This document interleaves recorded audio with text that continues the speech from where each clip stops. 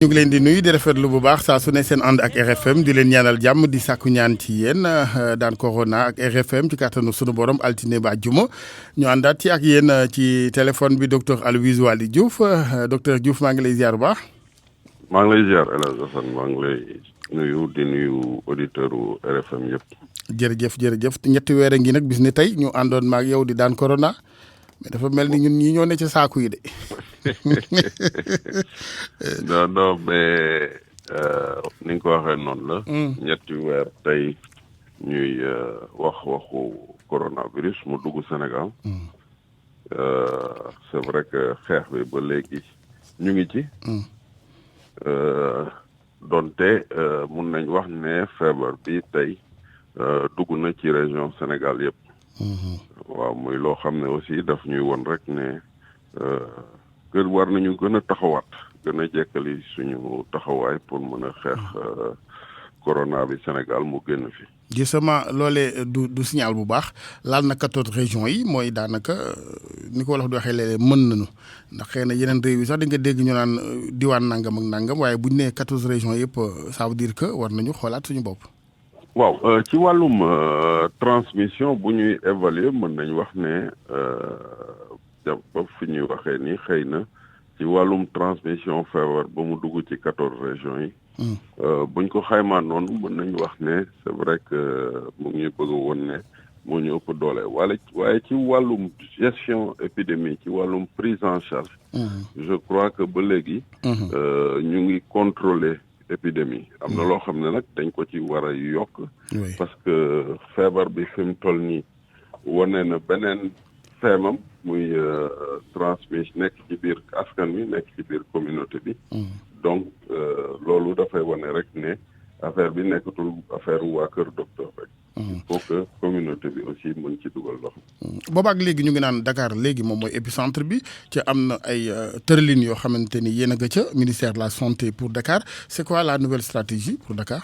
waaw loolu defe naa CNG bi war na yónnee ay recommandations mais li am ba am mooy il faut que du point de vue prévention d'abord que mesures yi nga xam ne moom la ñu wax mooy mesure barrières yi respect mesure barrières yi war a nekk loo xam ne day obligatoire normalement à travers tout le Sénégal mais bu ñu xoolee épidémie bi ni mu demee presque Dakar mooy am 75-80% des cas tey donc fii ci Ndakaaru mënatuñu permettre aussi continuer di permettre nit ñi ñuy teg ay mesures yoo xam ne dañ ko war a respecter pour protéger sa bopp ak protéger ñi nga xam ne mooy sa askan sa waa kër.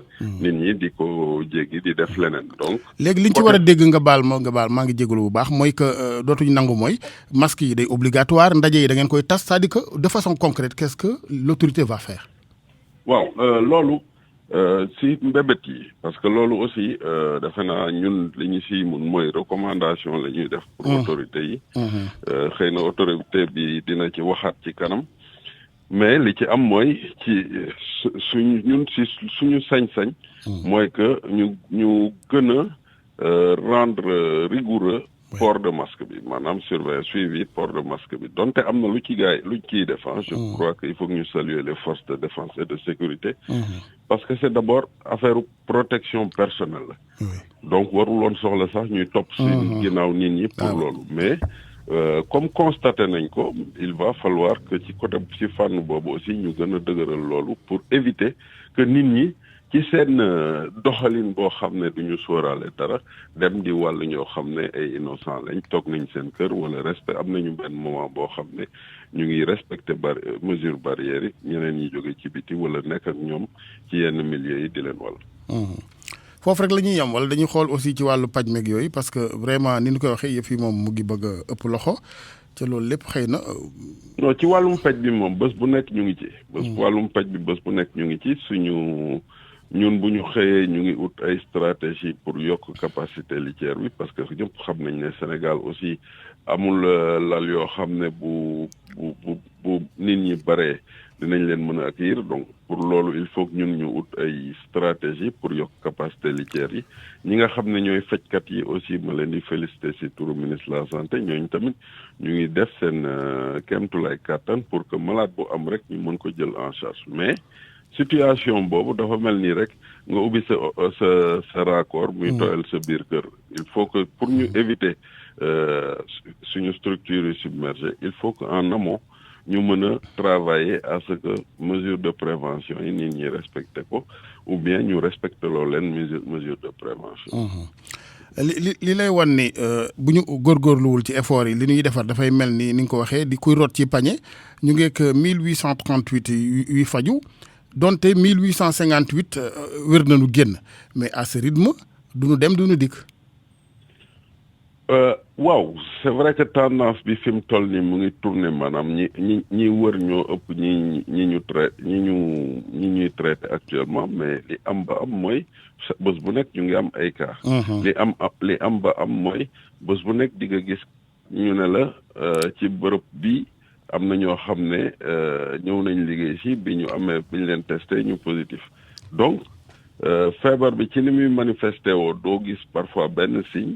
mais boo jëlul sa mesure yow personnellement ki nga xam ne yor na doomu jàngoro yi te amul benn mandarga kooku mën na la wàll donc il est important que nit ñi xam ne d'abord feebar bi du loo xam ne dañ ko war a rus yor ko lu gàcc beneen bi mooy aussi tant que yaa ngi def mesure barrière yaa ngi aar sa bopp ba pare di aar sa njaboot di aar ñi nga xam ne ñoom nga nekkal leneen ne loraange mooy ci wàllu économie bi parce que ku ne xam nga ni suñu économie bu nekkul à genou it soreetu ko ci diire ñetti weer est-ce que dañuy xaar ba mu tàlleeku ñaret wala dañ naan nañ leen nag jéem a gën a xool des mesures beaucoup plus contraignantes. waaw je crois que dynamique bi nga xam ne ñu ngi ciy waaj a dugg mooy dynamique pour xool nan la ñuy pousser nit ñi pour le respect des mesures barrières te bu ñu respecter mesures barrières yi cas yu bees yi certainement dina wàññeeku. hélas damay tàmm wax toujours que nañuy xool suñu ñi ñu wër dëkk yi ñu wër ñu xool paaw dëkk yi ñu wër Afrique mais en Europe aux États ci yenn dëkk yi Espagne Italie tey boo xoolee seen nombre de cas mu ngi wàcc. mais ñooñu à la limite dañuy jël en charge personnellement li nga xam ne mooy seen protection. soxlawuñu di dox ci mbedd koo booy xool image yi sax fi mu toll nii koo ci gis muy dox ci mbedd mu ngi sol masque am. mais loolu ñun war nañ ko mën parce que ñooñu ëppalewuñu dara. ah oui. loolu ñun war nañ ko mën. parce que ñun tollaguñu fi nga xam ne ñoom tolloon nañ fa. donc bu ñu bañee ñu toll foofu foo xam ne malade yi dañuy ñëw taxaw kenn du am fu ñu leen dugal ñuy tànn ay malade bu ñu bëggee suba ku ci nekk nga mën a dellu ci sa bërëbu liggéeyukaay sukkali sa économie personnelle sukkali sa situation socio-économique. mais loolu il faut que un minimum d'effort mais effort boobu bu koy yemale rek sa bopp effort boobu il faut aussi que boo ko defee rek di waxtaan ak ki nga xam ne moo la jege. pour que nga mun ko sensibiliser moom tamit pour que muy sol masque bi. moo tax may wax ne dañu war a gën a dooleel te loolu aussi ci wàllum kër docteur ñu ngi ci ak socio-anthropologue yi dañu war a gën a dooleel xeex bi ci biir askan wi ci biir communauté bi jël ci wàllam parce que virus bi bu changé ni muy doxee rek ñun tamit war nañu changer ni ñuy doxee mais gën ko jox solo gën ko jox li nga xam ne moom la yellool parce que gis nañu jafe-jafe yi nga xam ne moom ñu koy indi. école bi malheureusement tey jii lañ waroon ubbi toxal nañu ko am na ñu jot a déplacé wu am na ñu ne fenn na seen yaram am na ñu bokkaloon kaar ba ñuy dem finalement ku amul optimisme bu rëy lool da nga naan yëf yi mbaa du gën a jaxasoo. waaw mais ci wàllum école bi El Hadj da nga may tuuti xam nga fii déjà ñu ngi xeex li nga xam ne mooy stigmatisation bi. bu ñu xëyee peut-être joxe information mais je crois que ñi nga xam ne ay sénégalais lañ. doon liggéeyal Sénégal dem benn dëkk pour jàngale wala pour defi leneen. ñu testé leen positif. je crois que li ci war mooy ñu xool ko à l'échelle de la communauté. bu ñu continuer je crois di wax 10 enseignants la ñu diagnostiqué positif fële ci Ziguinchor. imaginez ñoom 10 yooyu ci yan situation lañ war a. donc il faut que information bi à un moment donné aussi ñu xool nan la ñuy éviter conséquences yi mu mën a indi parce que je l'ai dit ay sénégalais lañ yuy liggéey ci benn bànqaas mais bari na aussi tey dans le secteur de la santé ñoo xam ne positif nañ bari nañ dans le secteur privé ñoo xam ne positif nañ ci nekk dans les ci société téléphonie nekk ci n'importe quelle société am nañu positif loolu lu muy wone mooy que feebar bi du ci biir du ci fi ñuy liggéeyee en général lañ koy jëlee mais ci biir communauté bi lañ koy jëlee donc xeex bi tant que xeexuñu ko ci niveau communauté bi dañuy continuer di am situation yu mel noonu. Maintenant concernant les enseignants comme dañ leen waroon déplacer ci xamoon nañ ne ay milliers d'enseignants lañu est-ce que warul woon ñu def ay tests avant est-ce que léeg-léeg aussi demi-mesures yi du ñu jural lii lépp ne ay retard. waaw je crois que li dañuy rafetlu li nga xam ne gis nañ ko au niveau de cette région ah test yi nga xam ne def nañ ko. C'est l'occasion aussi pour que à tous les niveaux ñu mën a tester enseignants yi encore que boo tester nit ki tey mu négatif 2 jours après mun na positif tant que problème bi ci biir communauté bi réglé wuñ ko. loolu am na mais l'idéal serait que bu ñu demoon ak seen certificat yi xam nga nit ñi comme yaa wax ni stigmatisation rek bu ñu ko defoon avant ku ci ne yóbbaale ko ca fa ngay jàngale dina am ak tan xëy na. waaw loolu je crois que dañ ko war a encourager mais buñ ko yemale rek. ci enseignants yi nañ ko boole aussi ci élèves yi. buñ koy def parce que élèves yi tamit on ne sait jamais ils peuvent être des porteurs sains surtout que c'est les classes d'examen donc il faut que ñu mën a jël toutes les précautions et je crois que dañuy am esprit bu positif esprit bu positif mooy d'abord li am ni kii bi ñu si jël conclusion bi ñu si jël ba ñu ubbi école day wane ne ñu ngi bëgg a protéger le personnel enseignant ñu ngi bëgg a protéger les élèves. Maintenant yan leçon lañ ci war a tirer mooy que ñu gën a multiplier avant ñuy demaat vers une autre ouverture ñu gën a multiplier les tests pour mën a xool ñan d'emblée la ñu mën a pas interdire mais ñan la ñu mën a segg pour que ñu bañ a nekk déjà une source de contamination bu école bi ubbee je crois que nañu génn de l'émotionnel pour mën a tirer les conclusions parce que am na ay conclusions yoo xam ne war nañ ko mën tirer pour prochaine ouverture aussi bien si transport bi aussi bien si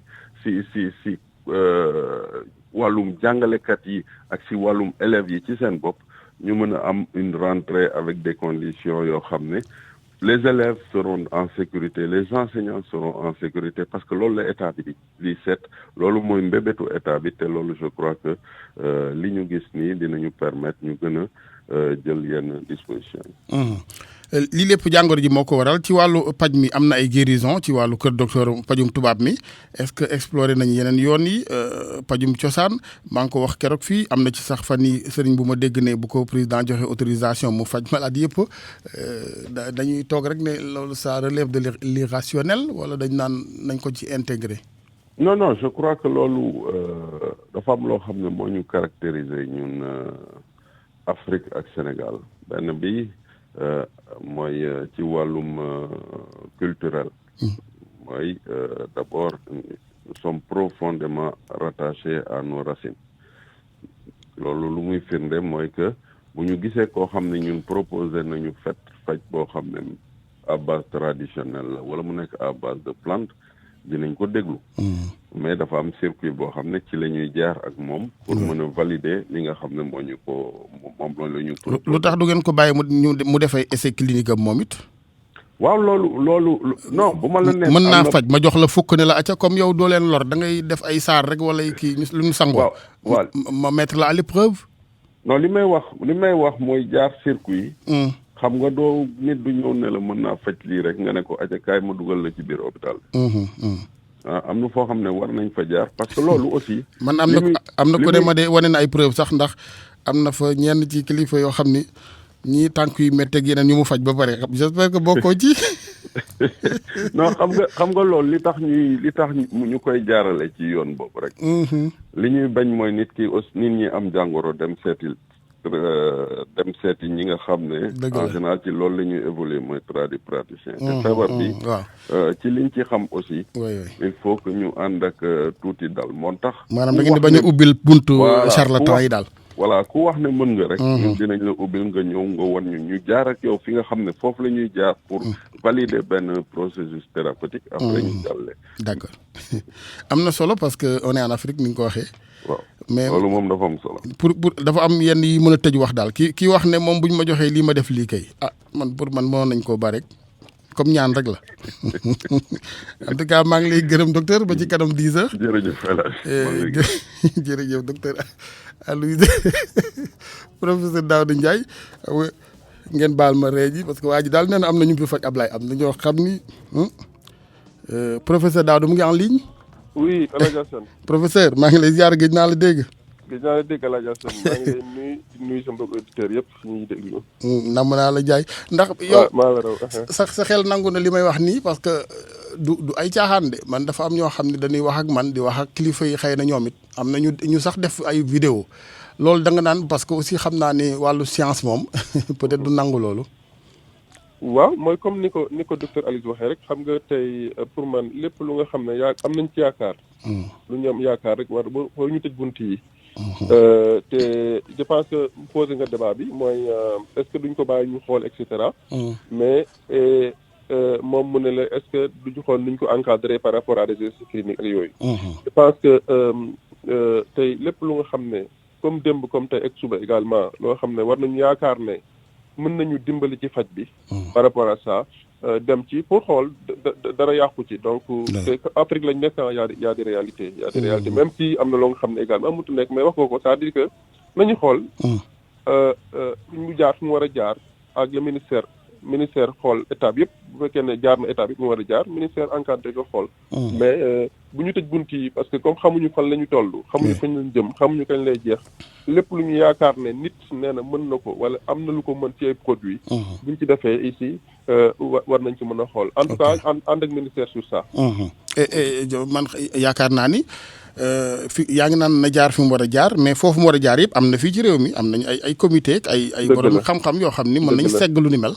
dëgg la moo tax je suis d'accord ak li nga wax moom comité yëpp am na ce qu'on appelle comité éthique comité éthique ay scientifique ñoo fa nekk ay corps médical ak ñëpp ñu nga xam ne ñi dañuy faj ñi dañuy war askan wi et cetera ñi ay lépp lu nekk ci askan wi daal ñu nga xam ne dañ leen représenté ñu ngi fi donc effectivement lépp ci Sénégal am na fi pour nga xam ne loolu mën na nekk donc maintenant du ñàkk nag nga am fu mu tënku ba pare boo amee fu mu tënku buñ ko déposé ñoom danañ xool fi ñu ko def mais effectivement Sénégal banqaas yëpp lu war a mën a tax ñu xool loolu am na fi donc waaw lu ñu war a mën a xool la bañ a bëj tëj bunt yi fu mu toll nii man pour muy faj muy prévention lépp lu nga xam ne nit am na ci xalaat buñ ko indee nañ ko xool rek parce que li ñu amal njëriñ rek mooy ñu fexe lii nuñ ko mën a faagaagale.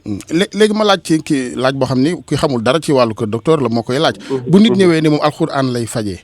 dafay tari ci nit ki mbaa ma téye loxo mbaa ma laal yaramam kese ku ko am AVC c'est un exemple loolu dara kooku bu fekkee malade bi wér na. yéen da ngeen di dem defaat ay tests sur le plan scientifique bien évidemment wala da ngeen naan non lii suñu xel nanguwu ko mënuñ ko bàyyi mu jàll rechute mun na amaat ak yeneen. xam nga nag dañoo nekk ci dëkk boo xam ne dañoo am culture am diine. te xam nga am na loo xam ne dañ naan la même tubaab danaan la docteur mooy faj wala mais yàlla mooy wéral. loolu lañ ko tuddee. ça veut dire beaucoup de choses. mooy wane ne am na loo xam ne ñun ñàkkul ne mënuñu fay egg ci xalaat. mais effectivement scientifique moom boo ko tegee rek day xaw a compliqué. dëgg la science moom parce que dafay soxla ñu ne reproduction il faut ñu reproduire ko. par rapport à un modèle. bu njëkk bi modèle animal la après modèle humain xam nga loolu bu fekkente ne tënkuñu ci day poser problème moo tax ñu naan parfois expérimentation. observationnelle. mooy au lieu mooy mu nekk recherche clinique day xool loo xam ne genre xaw ma lu ñu ko mënti tudd ci olof daal. mooy lu ñuy xool la gëstu ko teg ci mën cee teg baaraam. ok donc loolu dafa loo xam ne également loo nga xam ne la science am na fu mu ko mën a bàyyi. te ñu xam ne également bon parfois science dina am foo xam ne il est bloqué la science elle est bloquée. donc moo tax ma ne culture dafa am solo dañoo nekk ci dëkk culture boo nga xam ne muy yow muy man muy keneen am na loo xam ne gëm nañ ko ci nag. donc buntu yooyu te yaa ko tudd lu mel ni alxuraan xam nga loolu dafa rëy. loolu kenn mënu ko taxaleeg dara. mais il faudra tout encadrer parce que nit gis nañ ko sax mu jëfandikoo alxuraan def ak njublang ci dundam. donc il faudra tout encadrer. moom laa wax. voilà ma ne. moo tax ma ne bu ñu tënkoo ci ministère de la santé rek. ñoom lépp tënk nañ ko. ministère de la santé tënku nañ lépp yor nañ lépp. ok donc bu parce que bu loolu amul rek ku nekk. bien sûr roof nag liggéey ci li nga xam ne mooy loolu. dëgg la waaw mun au lieu ñu ci am ndam dañ ci am leneen lu ñu ci bëggul woon. très bien donc lépp le ministère je pense que am nañu cellules yooyu yëpp même affaire médecine traditionnelle. yooyu yëpp am nañ ko. donc bu ñu tënkoo ci ñoom rek. je pense que loolu mën na kii surtout que nag am na foo xam ne laa yëg da may ma insister tuuti. pour man affaire stigmatisation bi il faut que ñu gën ci góorgóorlu. parce que gis nañu tey lu mu jur ci Sénégal ci ñëpp nag. loolu xaw ma nuñ ko mën a liggéey mais il faut ñu liggéey ci. il faut ñu liggéey ci foofu il faut ñu liggéey également foo xam ne mooy mag ñi. parce que gis nañu lu mu fay def. ñu def ci ñoom. bàyyi xel mag ñi bu baax. bàyyi xel mag ñi bu baax ak ñi yor ay yeneen jàngoro seen biir nga xam ne lu ñu leen mën a dimbalee. ba seen i visite ba seen maladie stable ñu jàppaleen ko pour mu am parce que foofu mooy li gën a aussi également poser problème ci yëf yi. loolu comportement ñi nga xam ne ñoo nekk en activité la parce que mag ñu ci bari xam nga ne bu ñu la nee 70 ans jëm kaw xëy na daanaka sax génnatunu mais waa kër gi boo koo ni takkal masque mu bañ koo ni toogal muy tambaambalu ji du dox farata ñoo koy jëli ci àll bi indi. je suis loolu moo tax ku ci nekk en tout cas mag ñi moom Alaaji Assane moo tax xeex bi pour man il faut que ñu gën ko il faut ñu pour man des na. des na mooy nag parce que effectivement ñu bëri wax nañ ko boo xoolee dafa mel ni am na bàyyeeku bu tuuti bu fi am. te loo xam ne mi ngi fi et puis mi ngi lor mi ngi faat bakkan te ku ci nekk nag pour man yow yeral ko sa bopp mooy jëlal sa mag jëlal sa maam jëlal sa papa sa wayjur nga teg ko ci côté encadré ko wér ko ba nga xam ne. kenn du ko indil feebar. man de képp kuy sama waayjur du ma bàyyi ko indil feebar bi. mooy ku nekk na nga nekk yow sa docteur bopp. na nekk sa ministère de la santé bopp. pour que bu fekkente nit ki moom jëlul ay matuwaayam fi mu war a egg ci foofu bu mu fa egg parce que nag loo xam ne bu fa eggsee ñooñu amuñu il faut ñu yërëm mag ñi. il faut ñoo xam ne mag ñi tey ñoo xam ne tey leer wax man xalaat naa ne dina métti na ci ñoom. parce que leer na leen ne ñoom dañ ci am sensibilité dañ ci xaw a nu ñu ko tuddee. oyof. dañu ne néew kàttan. néew kàttan te daf leen di stressé sax ñoom daf leen di stressé. mais c'est normal à la ñàkk. ils sont stressés parce que dañ leen di yërëm. dëgg la parce que surtout la ñuy dégg ci rajo yi. di ko dégg te nit ñi parfois ñëw ci kër te soñu ko donc il faut ku ci nekk ci ñun daal encore une fois ñu fexe ba man de li ma fexee man mooy suma waajur. quel que soit âge bi naa fexe ba kenn ku koy jege te sunu deful mesure barrière yi du ko jege. loolu ku nekk dafa war a. li may wax ci couloir yi yëf yi dafa laaj fulla de boo bañee ku la xas ku ñëw ñooxu la nga dandu ko yow. waaw ku sol masque nga bañ koo ñooxu yow sol sa masque taxaw na le waaw. parce que mi ngi fi te boo xoolee. ba yàlla ñëw. ba yàlla ñëw. waaw il faut nga moytu. waaw ñu moytu. parce que man tey fu toll et puis c'est vrai que stigmatisation posé na problème. mais li mu gën a posé problème mooy ku nekk tey ragal na feebar parce que ragal ko ndax am na jàngoro mais da ngay bañ ñu ne la diw am na ko. donc pour ñu bañ laa jëm baaraam nag c'est vrai que parfois mën nga def lépp nit deful dara ñëw indil la ko.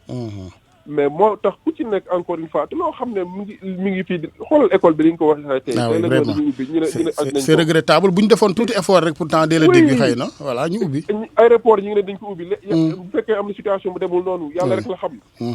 ak leneen. dëgg la donc bu ci ñëpp góorgóorlu daal ñu jàpp je pense que war nañ ko mën a xeex. oui te xeex bi ci bëri prévention la. il faut ñuy méngale wax jéeg jëf ji xam nga am na ñu taxaw xaat naan woy tabaski bëgg nañu mais boo bëggee tabaski nga génn da ngay doxalee nu la koy may sinon doo génn parce que tabaski par rapport ak la santé publique gi mooy jiitu. santé publique ci wàllu fête gi laa bëgg a wax quoi waxuma côté religieux gi quoi. wér-gu-yaram moo war a jiitu lépp. parce que ku amul wér-gu-yaram doo tal dara. dëgg la. gis nga ci nekk ci l'hôpital tëdd. kooku boo ko neen 1 milliard yi ni du la déglu. dëgg la boo ko nee solul dem du la déglu.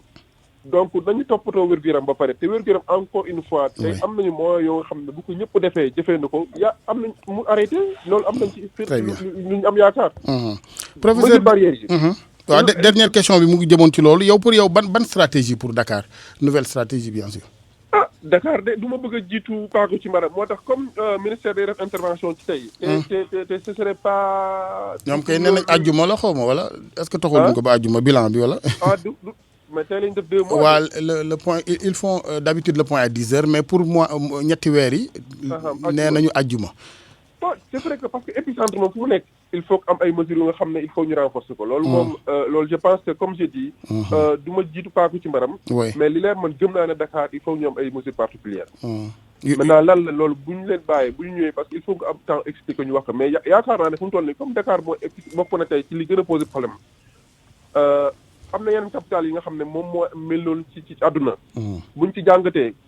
su ma fekkente ne juumuma également je pense que lu mel ni Côte d'Ivoire noonu la su fekkee juumuma. ñoom Abidjan dañoo tëj Abidjan.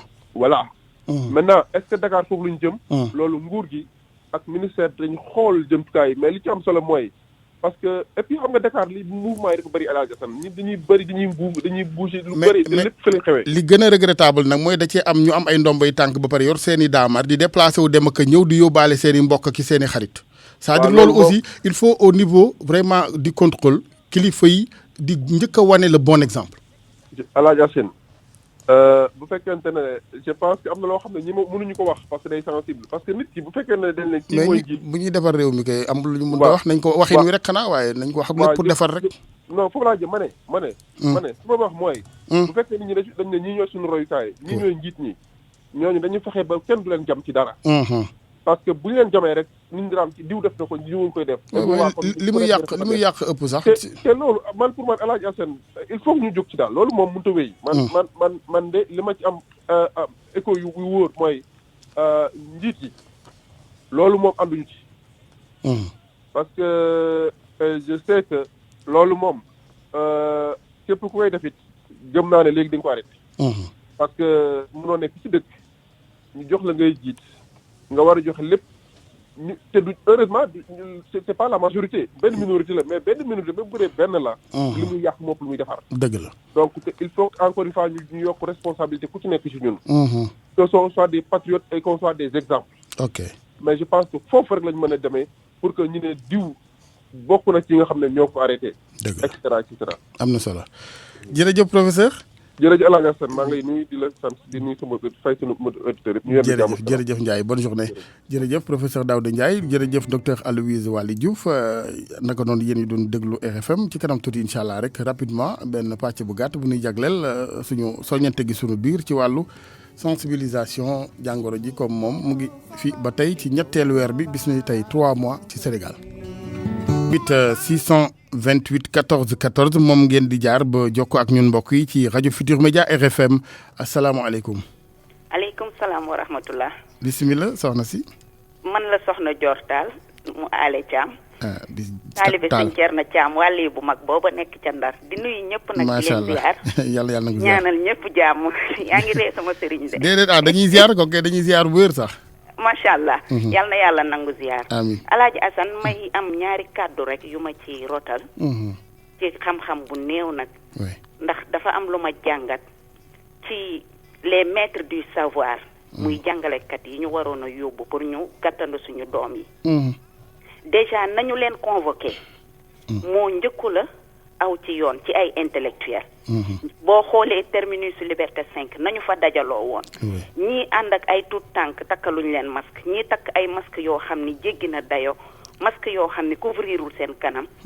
loolu rek boo ko xoolee sa xel day teey ci ñi nga xam ne ñoo waroon a gën a mën a sensibiliser xale yi pour que ñu tasaare information bi wóor te wér naka la ñuy moytoo jàngoro ji. ndax sensibilisation bi man ci jàngalekat yi laa ko gënoon a am ci ñoom yaakaar. parce que boo amee seetlu tout tànk yi bariwul lu ñuy déglu information. wala ñu koy teewlu ci télé yi ak rajo yi. bu ñu demoon ci seen classe yi seen maître yooyu wax leen nu ñu mën a dëkkeek jàngoro bi nu ñuy jànkontee ak moom. foofu laa ko gënoon a yaakaar. suñu nguur gi dañoo mel ne ku amul ay conseil ci sama xalaat ngeen baal ma nag. parce que bañ leen di convoqué li ñu am ci ay terminus ci Ndakaaru du jeex du xaaj. ñi jëm yoonu Thiès jëm terminus Liberté 5 ña jëm yoonu Diourbel jëm terminusu Guédiawaye ña jëm feneen jëm beneen terminus. bu boobaa danañ mën a am distanciation bi ñu wax. ci moytu jàngoro ji. bu boobaa dinañu gën a am espace xam gën a organiser ku nekk fa nga jëm ak na nga fay demee ak naka la ñuy sorianto. ñoom ñi nga xam ne ay intellectuel la ñoo dajaloo tàncaloo comme ay sardine ca terminus Liberté 5 ba. dem ne dañuy dem gàttandu suñu doom yi. pour wax leen nu ñuy moytoo jàngoro ji. loolu dafa tey xel. voilà. parce que weñ gaa nga bañee ca mbanjaxaan nga. dëgg la ma ciy jégalu nag bu baax a baax. na la amul solo ñu ngi lay gërëm wax yal na suñu borom saafara lépp. amiin amiin yaa rabbi. yal na suñu borom dolli fi jàmm. dolli fi sutura ak xéewal. amiin yaa rabbi ba ñëpp delluwaat ci jàmm parce que suñu doom yi ñu wax classe examen dañoo xaw a sax traumatisé wu. dëgg la parce que ñoom ñëpp dañoo bëgg a dund li ñuy dund jàng li ñuy jàng. ku nekk xam foo féete. dëgg la déjà man mi ci am candidat bu mu xëyee ma ne ko jàngiwu leen. dafa découragé ba ma sentir ko ci kanamam. te xam naa ni dal na yeneen parents ak yeneen i élèves. dëgg la may ñaanal ñëpp jàmm. yàlla na suñu borom faxal. amiin amiin ci barke Cheikhul Khadim barke maam Cheikh Mbaye. amiin yaa rabbi jërëjëf Tall jërëjëf. am na solo ba tey ci wàllug wecci konte gi ak soññente gi rek xel du doy di ma koy waxee saa su ne bu ko defee ñu xool ëllëg naka la ñuy gën a jubbantee mbir yi te ñu gën nag di def ay proposition ak di soññante moo gën di xasante asalaamaaleykum. asalaamaaleykum El Hadj Assane. waaleykum salaam Boubacar. El Hadj Assane maa ngi lay ziara. yàlla nangu ziar. di la jottali aussi yëbbante ndawu askan wi. jërëjëf.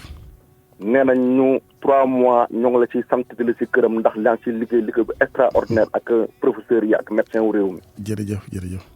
nee nañ aussi ñoo ngi lay bàyyi xel bu la dara tax a bàyyi wax bu la dara découragé askan bi nee nañ ñu ngi jëriñu ci sa xam-xam ak ci sa xalaat ci biir réew mi. incha allah. yàlla na yàlla barkeel. amiin ñu bokk lépp. nañu am dal rek ñu ndaw réew mi. askan bi nañu am dal jël seet lépp lu ñëw suñu biir réew mi. nan la ñuy pencoo waxtaane ko ak dal borom xam-xam yu ma wax suñu waxee ñu topp seen digle. Alaaji Assane doy na waar. ndax tey jii yéen ñu nga xamante ne borom xam-xam yi te toog si rajo yi yor communication la ak médecin yi kilifa diine ak kilifa aada ak nguur gi suñ leen dégluwul ñun askan bi topp loolu day doon pëccëxoo wax ji bëri na. wax ji ñaaw ji bëri na da ngay gis kilifa bu toog di wax si njëriñu askan bi. te loolu muy waxal njëriñ la pour askan bi mais ay xale yu ndaw di gën ay vidéo wala ñu def ci commentaire yu yoo xamante ne ñaar fukk soo leen ko laajoon pour réew mi mënuñu ko. ñàkk yar rek. kon nañu loolu il faut ñu gindi ko si biir réew mi te ñu xam fu ñuy def. parce que tey jii lii mbas mi ñëw si réew mi nee nañu mbas la nee nañu nattu la suñu borom moo ñu ko teg parce que dafa am ay ñaawteef nangam mais tey ñun suñu toogul am dal waxtaana loolu en tant que doomu aadama ak doomu aadama fan la ñuy jëm. dëgg la. am na solo de. ba ñuy koor nee nañu ñi nañu tey ñu pële parce que consensus bu normal amul. ba ñuy woowee aussi tamit même chose consensus bu normal amul. feebar bi ñu ñëw si biir réew mi ñu ñëw xeex fee ñu ñëw yuuxu fee amul benn consensus. ñoo deful attention nag ñun askan bi ñoo si subir les conséquences. dëgg la de. docteur Ndiaye nag ñoo ngi koy nuyu si kees bu baax ndax moo ngi liggéey bu extraordinaire. jërëjëf Boubacar am na solo de foog ñu jéem a di déggoo ko manko solidarité yi ci jamono daf koo laaj. waaw lu toll ni ab pandémie wax dëgg yàlla réew yi nga xam ne ñoo gën a jàppoo ba pare gën a yaru waaw ñaari bànqaas yooyu ku ci ngoy rek di nga ci génn après leneen li ñu war a tal war ko mun a tal asalaamaaleykum. waaleykum salaam. ñu ngi lay ziar sëñ bi. waaw ñu ngi lay ziar bu baax a baax. jërëjëf bisimilah. man la Touré. Touré. waaw. waa kay ñu ngi lay déglu. waaw ñi leen di jaajëf si liggéey bi. jërëjëf. mais El Hadj Assane Gueye man réew mi am na ñu ñu fi tooñ de. am na. ñu ñu fi tooñ. boo xoolee réew mi avant corona bi. da am jeunes yi fi nekkoon de liggéey ay assurance ay raxas oto. léegi état bi muy tëj dëkk bi ñoom dañ génne dem seen dëkk. léegi te booy yooyu ñoo doon jëndal seen parents yi ceeb ak dugub ak facture courant ndox lépp lañ doon taxaw seen parents. te booy yooyu ñu dem dëkk ba. te état diggée ne dina leen jox ceeb gisuñ ceeb. booy mënuñee ñëw. parents yi nu ñuy dundee. ñu ngi ci kaw ga dëkk yoo xamante ni mënuñee jot ci rajo yi wax mënuñee def manifester. mënuñee def dara. dëkk bi daal yow boo jàngul tubaab daal kenn du la lijjante boo jàngee tubaab nag ñooy ne ci rajo yi di wax ñooy ne ci kii loolu tamit dafa xaw a métti El Hadj Assane Gueye. te deuxième point bi. muy affaire école yi nii. ñu ngi masaw enseignants yu corona noonu. mais El Hadj Assane Gueye fan yëpp yaa ngi gis gars yi ne dugg ci école yi de pompe. foo mos a gis yow ñuy pompe noonu xaw ma Croix-Rouge lañ ñu dem ci benn daara dafa pompe gisoo goo ko. pourtant ay daara lañ comme yeneen daara yi. doomi sénégalais ñoo fay jàng soit kii day choisir sama doom alxuraan lay jàng kii choisir sama doom français lay jàng. dëgg la. ah. réew boo koy yilifee. da ngay yemale ñëpp muy ku néewu doole bi ba nekk ku ne ci kaw nga yemale ñëpp. yow transport baa ngi ni nga tere ko. am ñoo xamante ni yow keroog góor xuma mu ngi koy wax ci rajo bi chaque jour nga gis sa benn waaj boo xamante ne man Kaolack laa jóge Tamba laa jóge fay 30 000 laa fay 40 000 laa fay ñan ñoo koy def. pourtant état loolu mën na ko mën a lijjanti. mais loolu ñu teg ci seen bët duñu wax dara léegi ñu néew di doole daal ñu tooñ leen ñoom ñu ne tekk ku ñu wax ñu menacé ku wax ñu menacé. réew duñ koy rey ci lii de. Macky Sall nag man en personnel moom Macky Sall moo doon sama président. moom laa votel moom def naa lu nekk pour Macky Sall ci sama doole ci li ma mën mais Macky Sall 7 ans bi mu def si 7 ans bu baax la def mais ci diggante corona 3 ans mi mu ngi ko bëgg a yàq de. na bàyyi na ubbi bëtam bu baax a baax dugg ci dëkk bi xool lu nit ñi de dund mu lijjante ko. nit ñi sonn nañ de. ok jërëjëf Touré ñu ngi lay gërëm bu baax di la sant 88 628 14 14 mbokk yi ci wàllu soññante gi ak dollante xelaat ak xel gi rek ci tolluwaay réew mi ak jàngoro ji di mbas mi asalaamaaleykum. maaleykum salaam. Assane. waaw sëñ bi. ñu ngi leen di siyaare bu baax. jërëjëf waay. noonu la Alaaji Samba Diaw. waaw jërëjëf Diaw ñu ngi lay ziar. ñu ngeen def kii. alhamdulilah. waaw dama bëgg a intervenir rek par rapport ak situation. di wax ne rek dafa mel ne am na ci loo xam ne ñu ngi koy yar. suñu biir. muy phénomène boo xam ne depuis fan yi yëpp mu ngi bëgg a buñ ci waxul rek yaakaar naa ne mën naa jur leneen lu gën a grave Covid bi. muy certain soulèvement de la population. benn bu ñuy bëgg a denc ñi nga xam ne ñoo ci cimetière yi. te loolu mën na leen a dal di dal ñooñu. ñu soulevé wu. beneen bi Cap Skirring gis que ndox mi ñu doon kii ñu attaqué sur jot yi ba dem ba ca brigade gendarmerie bi. te loolu dafa am lu ci loi bi wax lu ci yoon wax. ne nit ki buy aar dafa am foo xam ne bu fa tey bi muy aar dana ko défendre ou bien mu défendre boppam. loolu tamit war nañ ci population bi. bii tamit gis nañu Diourbel. ñoo xam ne ñu ngi bravé kii daal di jóg parce que ñee kii nañ rek donc phénomène la boo xam ne. buñ ko yar suñu bopp nañ ci jóg ñun ñëpp wax ci ñi war a wax tamit les droits de l'homme la yi nga xam ne lu jóg. ñu ne nangam rey nañ fi di réew nañ fi lii nañ ko gàttandoo. dañ koy gàttandoo nanu def ay sensibilisation population bi attention kat. nangam Covid bii du jaaxaan nañ ci waxtaan institut population bi bu leen révolté wu di leen poser problème yi de façon responsable. comme nii nga koy defee depuis 3 mois. ci kii bi ku ca nekk waroon nga parti politique yi. ku ca nekk wax ci sa kéemtalaay kàttan. jël sa budget def ay investissement waaye gis nañ ne. dëgg la macha allah. dëgg la ñu ci bari. bu coow amee rek la ñuy coowandoo. mais bu jëf amee duñ jëf. dëgg la muy loo xam ne lu bari loo xam ne maa ngi ci interpellé sama bopp di ci interpellé population bi. ñu gën a responsable. état bi. tamit ñu gën a xam ne Dakar. problème la. Touba problème la. nanu jóg taxaw luñ ci war a jël même bu doon des mesures yoo xam ne population bi d'accorduñ ci baar ñu tëj nanu tëj leen war a tëj leen war a gérer leen war a gérer. waaye buñ ci amee état d'âme. mbir mi day gën a garaaw rek. dëgg la. gérer un état dafa metti dafa am contrainte dafa am lépp. mais nag boo koy def ngir yàlla nga def ko kii rek day dox. population bi nañ leen gën a yar enseignants yi tamit démb gis naa ci yoo xam ne dégg naa damay analyser rek. ñu responsable waaye am na ci ñoo xam ne tamit ca biir. demee na ni mu demee. joxloo bi am na impréparation am na lu ci nekk am na waaye nous sommes en période de crise nañ ko xam. nous sommes parce que moment bii dafa mel ne li ñuy wax rek di ci accentuer mooy nag wi ñëw na lu ma ci am tong-tong nan ko lu ma ci am man sama prix impacté wu na nangam bala ñoo impacté wu nanu seet sur suñu biir mesure barrière yi ñu war a adapté ba nga xam ne impact bi dana wàññeeku baa mu jeex. dëgg la ba mucc ba pare li ma koy waxee. waaw waaye nan ma jox koo ci gis secteur bu nekk ma nga teg kii te mesure barrière yi duñ ci def dara. donc man nag j'interpelle le président de la République le gouvernement lu mu ci war a jël. comité bi ñuy sukkandiku yi wax ne comité bi wax na comité bi wax. am na ci yoo xam ne wax dëgg ça doit se prendre au niveau de l'État. Ndakaaru wër nañ ko ndomba fépp a ngi tàkk ci kër bi. fu nekk am na fa kii. ne léegi ju génne bilan bi nga déggaat. du tax duñ ko tëj. baa ñu def ci ay mesures yoo xam ne des mesures draconiennes. que ça soit Dakar que ça soit Thiès épicentre yi Touba ak yeneen kii. yi ci des bu nuy mën a woyofal sax mënu fi am. des mesures draconiennes lañ war a jël ñu mere leen ci benn yoon.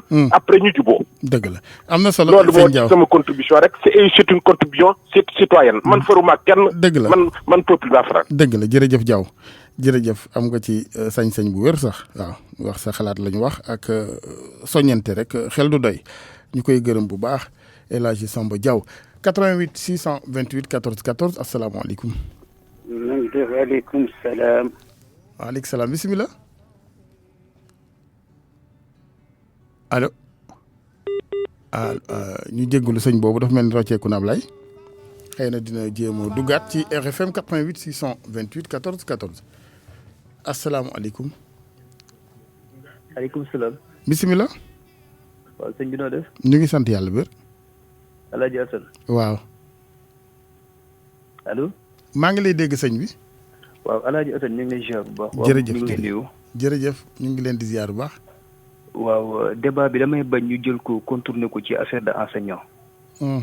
gis nga les enseignants ils sont des Sénégalais comme tout le monde.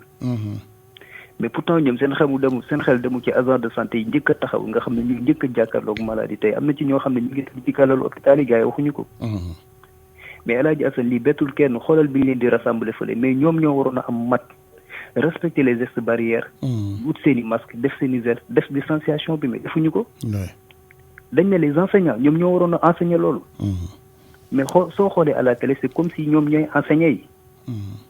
léegi magum jëm nga xam ne ñoo nekk ay enseignants ñu wax leen ne leen geste barrière lii la xale yu ndaw yi sax xam nañ ko mais yéen bu ñu leen rassembler foofu mais yéen ngeen bañ ñoo lan ko ñoo bañ ngeen rassembler wu. ngeen éviter rassemblement bi def distanciation bi seen i gel ou seen i masque yooyu et cetera respecté ko. beneen bi mooy frontières yi ñuy tëj. waaw El Hadji Assane moi je suis ici à Mbour mais man dama waaru ci yàlla billaahi bañ ko tëjee ba léegi chaque jour que jëfee soo demee gaaru Thiès wala nga dem croisement Sali xam nga looy dégg. Dakar Thiès. mais gars yi ñu ngi voyager comme d'habitude. mais léegi ñi nga xam ne ñoom ñooy service de l'ordre yi nga xam ne ñoo fi nekk muy la gendarmerie et la police war a jël suñu sécurité ko mais ñoom anañu. qu'est-ce qu'ils font dans les frontières lu ñuy def ci frontière bi gars yi dañuy ñëw di dem comme c'est pas possible. donc ñoom ñoo war a taxaw am mat jàppale Sénégalais te xam ne ñoom ñoo yor suñu sécurité.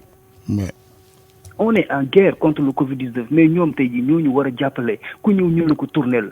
en plus ñi nga xam ne ñoom ñoo nekk ci administration bi nekk administrateur civil di dem di ñëw ay week-end. mais ñi ngi indi gars yi comme d'habitude. ku ci nekk sa oto day fees dellu korité fii Mbuur ñëpp waroon a korité si comme d'habitude dañoo korité si. fi mu ne nii delluwaat nañ. week-end prochain dañuy ñëwaat koo wax mu ne diw mooma indi kii diw mooma indaale ci otoom diw mais nañu ko bàyyi te ñu xam ne gis nga nul n'est au-dessus de l'autre. dëgg la ay sénégalais lañ administrateur civil ku nekk ci impôt ku nekk ci fii ñoom ñëpp ay sénégalais lañ feebar bi bàyyiwu fi kenn. nañu bàyyi li ñuy def ñu toog. ñëpp a war a toog. dëgg la jërëjëf ñu ngi lay ziar di ziar waa Mbour yëpp am na solo loolu mu wax ni contribution ñu xaar keneen maa ni moom. du yomb ndax ñi war a joxe exemple bu ñu jalgatee ñoom seen bos yi gën a bon sax ndax ñu yóbbaale ci ñi leen di roy mooy ëpp moo tax il faut que l'autorité wane loxoom nag asalaamaaleykum. waaleykum salaam. ñu ngi lay ziar sëñ bi. dara ñu lay ziar. bisimilah. tonton laa jësan gi. waaw yow la. Mamadou Adama Diallo Louga. Ibrahima Diallo.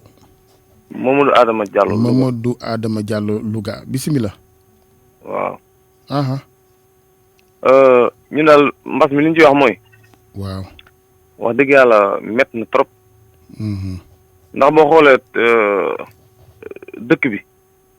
amatul dara. ku nekk yaa ngi wut foo jëm. chauffeur si ñu ngi wut fuñ jëm maanaam fépp la méttee. mais maanaam. mbas mi liñ ciy wax lépp man xam naa ni bu amee tamit demeewul noonu. ndax nit da nga xool comme sa bopp am na ñoo xam ne tey li ñuy souffrir tey kenn xamul la Alaaji Sën gi. dëgg la li ñuy dund fi mu toll nii sombi sax dañ koy lekk dañ koy naan tëdd du am suukar. waaw te am na ñoo xam ne tey ñi ngi njoñ seen i ganaar di def lu leen neex. tukki bii ñuy wax. dëkk yi am na ñuy dama ko ñëw instant bi ndax Louga gii nii ci boppam. barki démb am na ñoo xam ne si jóge nañ Dakar te ay ponkal lañ. waaw kon affaire bi dafa am fu mu tegu. ok doy na suñ président nag war naa yërëm doomu aadama yi tuuti. ndax nit ñi ñoo ko fal. waaw. ok beneen bi mooy dund gi ñun gisuñu fuñ man de gisuma teguma ci bët man fuñ séddalee dund. ñun mooy fan ban tund nga nekk. man Louga lañ nekk Louga laa dëkk. Louga daa yaatu sëñ bi fan ci Louga. biir Louga. d'accord. man de gisuma mosuma dox ba teg ci ba ñu ne kii la ñuy séddalee. dund gi ak na léeg-léeg noonu man gisuma ko bokk. wala Louga daa tàmbaleegul. kon xëy na dafa tàmbaleegul waaye man de teewaguma sama bët wax dëgg yàlla nag. day na waar. waaw. ok téer yi ci boppam ñun ñii man mi di wax ak yow téer la. téer nga ok. gis nga Korité dem na ba jeex. ñun gisuñu lu dul ay ñaw yoo xam ne si ne fii. ñaw 2 ans 3 ans. ndax dëkk bi amatul dara. dëgg la. waaw. ok amul loolu tamit dafa métti. métti na mais jërëjëf. sëfa si dem bay yalwaan. ñaan xaalis. xam nga tamit lii dafa métti daal. métti na jàll jërëjëf xam naa kilifa yi ñu ngi lay dégg surtout kilifa yi nekk Louga ñu ngi lay dégg dinañ gën a yokk seen loxo ndax loolu moom defe naa ni métti na loolu wér la ñu bari ñi loxo yi jotul gannaaw yi ñi leen tane bu ñu leen gënee gestu rek moo tax li ma waxoon sànq rek jamonoy pandémie moom yar ak solidarité discipline solidarité mooy ci génne am réew waxuma benn une partie de réew ma de waaw ay fii laa féeteeg ñun diw nangam ak parti nangam sëtu nangam réew laa wax réew ci boppam discipline ak solidarité moo koy génne ci yii pandémie lu ko mooy dina fi bàyyi léget yoo xamante ni dañ ko bàyyil génération yi ñëw de kon nañ gën a redoubler d'efforts et de responsabilité gën a bëggante waaw surtout yéenante jàmm wàññi werante gi